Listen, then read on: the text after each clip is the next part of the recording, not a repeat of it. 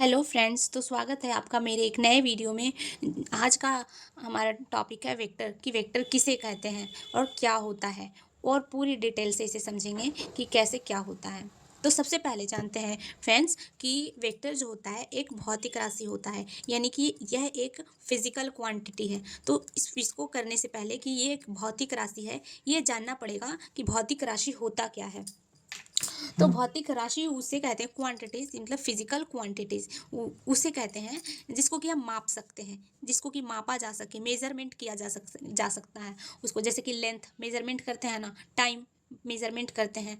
इसी तरह भौतिक राशि कितना होता है ना, आपका मास हो गया, लेंथ हो गया, टाइम हो गया, फोर्स हो गया। ये सारा मास को हम लोग मेजर कर सकते हैं, लेंथ को मेजर कर सकते हैं, टाइम को, फोर्स को, इलेक्ट्रिक चार्ज को, करेंट को, फ्लक्स को, पोटेंशियल को, ये सारा जो है वो क्या है, भौतिक राशि है।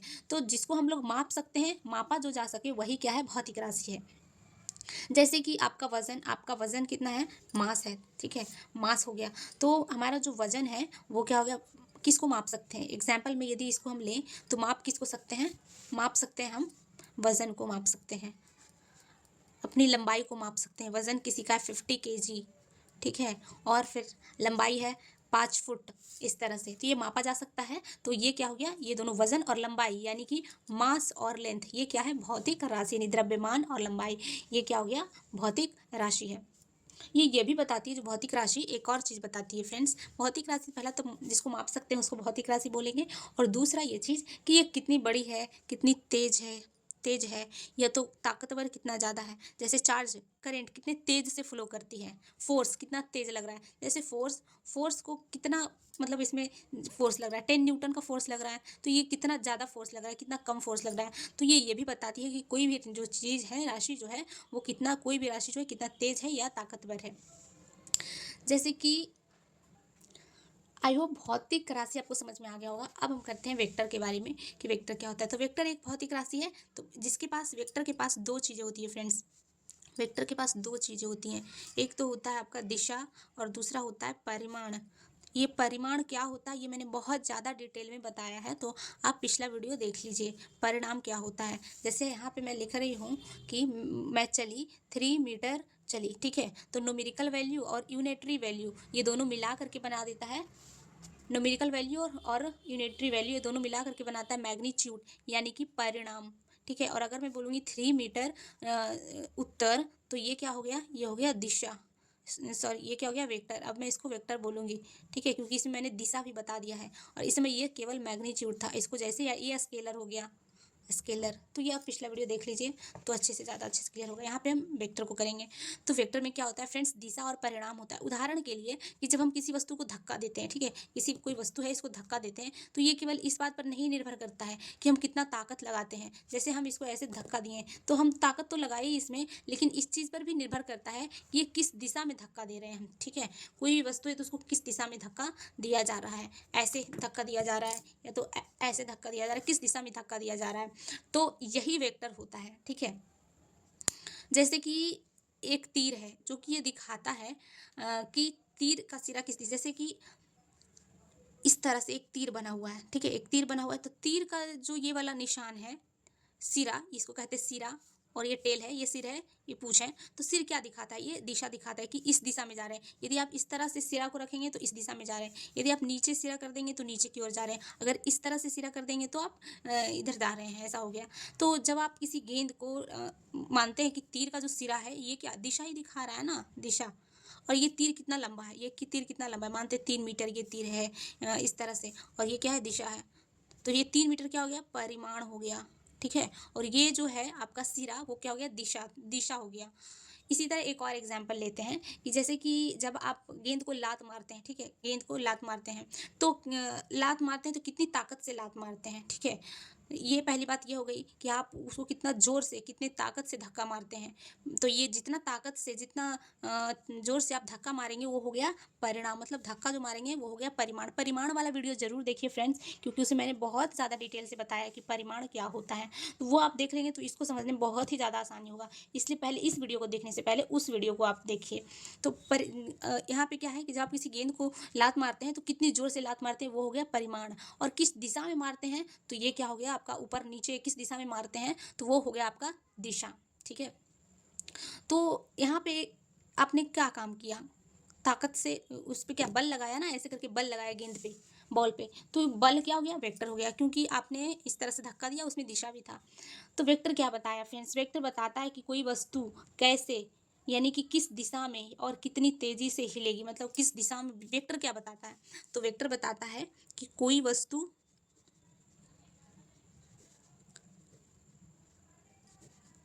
किस दिशा में, किस दिशा में वह कितनी तेजी से हिलेगी या रुकेगी। ठीक है, अब देखो, कोई गेंद था जो कि चल रहा था, तो बहुत जोर से उसको ऐसे पकड़ लिए, तो पकड़ लिए तो क्या क्या बताया, रुकी, कितना तेजी से वो रुक गया। ठीक है, आप धीरे धीरे पकड़ो, धीरे धीरे रुकेगा। और कोई वस्तु को आप कितनी ज़्यादा जोर से दे रहे हो धक्का, तो कितनी जोर से हिलेगा और कितनी जोर से रुकेगा, ये बताता है परिमाण। और फिर और किस दिशा में वो कोई वस्तु किस दिशा में जो है मूव कर रहा है। तो फ्रेंड्स, अब एक बिल्कुल रियल लाइफ एग्जाम्पल से हम लोग वेक्टर को समझेंगे। ठीक है, तो वेक्टर की तरह ही डिलीवरी बॉय के पास भी दिशा और परिमाण होता है। डिलीवरी बॉय जो आपका सामान फूड डिलीवरी करता है या कुछ भी डिलीवर करता है, तो वो डिलीवरी बॉय है। तो जैसे जिस तरह से वेक्टर में दिशा और परिमाण होते हैं, उसी तरह से डिलीवरी बॉय के पास भी दिशा और परिमाण होते हैं। ध्यान से सुनिएगा फ्रेंड्स, दिशा, अब दिशा कैसे होता है, तो कि वो किस रास्ते में सामान को पहुंचा रहा है। डिलीवरी बॉय जो है वो किस रास्ते में सामान को नॉर्थ में, ईस्ट में, वेस्ट में, इस तरह से साउथ में किस दिशा में जा रहा है, यानी कि वो किस दिशा में जा रहा है। तो एक तो डिलीवरी बॉय के पास दिशा हो गया, दूसरा परिणाम भी उसके पास, वो कितनी जल्दी जा रहा है और कितनी दूरी तय कर रहा है। एक ताकत दिखाता है कि कितनी जल्दी जा रहा है, उसका स्पीड बाइक का क्या है, और वो कितनी ज़्यादा दूरी तय कर रहा है सामान को ले जाने के लिए। तो ये हो गया परिमाण। यदि 10 किलोमीटर की दूरी तय किया और उत्तर दिशा में जा रहा है, तो उसके पास दिशा और परिणाम है। तो हम लोग कह सकते हैं कि वह कितनी जल्दी और कितनी दूरी तय करेगा सामान को ले जाने के लिए, वही परिमाण होगा। जैसे वेक्टर किसी दिशा में एक निश्चित ताकत से बढ़ता है। यहाँ पे मैं लिख देती हूँ कि वेक्टर जो होता है, वेक्टर किसी दिशा में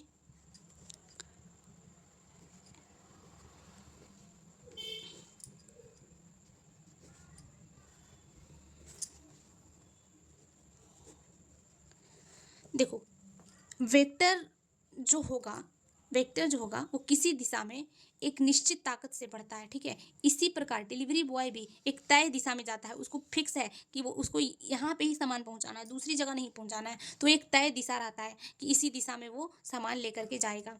तो मैंने ये कंपेयर करके बताया कि आई होप कि वेक्टर आपको अच्छे से समझ में आ गया होगा। यदि नहीं समझ आया फ्रेंड्स, तो आप इसको ना फिर से देखिए, फिर से आप दो बार देखेंगे ना, 2-3 बार, तो आपको बहुत अच्छे से क्लियर हो जाएगा, पता चल जाएगा कितना आसान तरीके से मैंने आपको समझाया, बिल्कुल रियल लाइफ एग्जाम्पल दे करके। अब देखो स्केलर, सोचो कि आपने अपने खिलौने का वजन किया। ठीक है, आपके पास कोई खिलौना है, तो आपने उस खिलौना या कोई भी बॉल गेंद कुछ भी है आपके पास, मैंने यहाँ पे खिलौने का एग्जाम्पल लिया कि सोचो कि आपने अपने खिलौने का वजन किया, जिसका वजन जो है ½ kg है। ठीक है, आप कितना भी मान सकते हो, तो ½ kg मानती हूँ, 2 kg है। ठीक है, तो 2 kg ये क्या हो गया, मैग्नीट्यूड। ये मैं बार बार समझा रही हूँ कि 2 kg मैग्नीट्यूड है। यहाँ पे 2 मैग्नीट्यूड नहीं है, 2 kg मैग्नीट्यूड है, जिसमें कि ये है न्यूमेरिकल वैल्यू, इसको कहते हैं न्यूमेरिकल वैल्यू। और ये जो kg है, इसको कहते हैं यूनिटरी वैल्यू, यूनिट वैल्यू। ठीक है, यूनिटरी वैल्यू, क्योंकि ये यूनिट है इसलिए यूनिटरी वैल्यू हो गया ये। तो न्यूमेरिकल वैल्यू यूनिटरी वैल्यू को मिला करके बनता है फ्रेंड्स मैग्नीट्यूड। और जब आप सोचो कि आपके पास एक खिलौना है जिसका वजन 2 kg है, तो ये 2 kg क्या है, ये सिर्फ मैग्नीट्यूड है। तो 2 kg सिर्फ मैग्नीट्यूड है, डायरेक्शन नहीं है। अब सोचो कि तुमने उस गेंद को, जो भी अब तुम्हारे पास गेंद था, उसको 5 मीटर का ऊंचाई पे फेंक दिया। ठीक है, तो 5 मीटर का ऊंचाई पे फेंका ना, ऊंचाई पे ऊपर फेंका ना, तो ऊपर को इस तरह दिखाते हैं। ठीक है, ऊपर को इस तरह दिखा रहे हैं, तो 5 मीटर ऊंचा। तो ये अभी मैंने आपको बताया कि इसको क्या, इधर मैं अगले पेज में बताती हूँ मैं फ्रेंड। जैसे कि 5 मीटर ऊंचाई पे आपने एक गेंद को फेंका है। ठीक है, तो इसको हम लोग कैसे लिख सकते हैं कि 5 मीटर आपने कहाँ फेंका, ऊपर की ओर, ऊपर की ओर। तो मैंने अभी आपको बताया था कि एक तीर का निशान है, जिसमें कि ये जो सिरा है, इसको कहते हैं सिरा। ये सिरा क्या दिखाता है, दिशा दिखाता है। ठीक है। शिरा क्या दिखा रहा है? दिशा दिखा रहा है। और ये वाला जो लाइन है ये क्या दिखा रहा है? लंबाई, लंबाई दिखा रहा है। ठीक है। तो हम 5 मीटर ऊंचाई को यदि इस तरह लिखना चाहें तो कैसे लिखेंगे?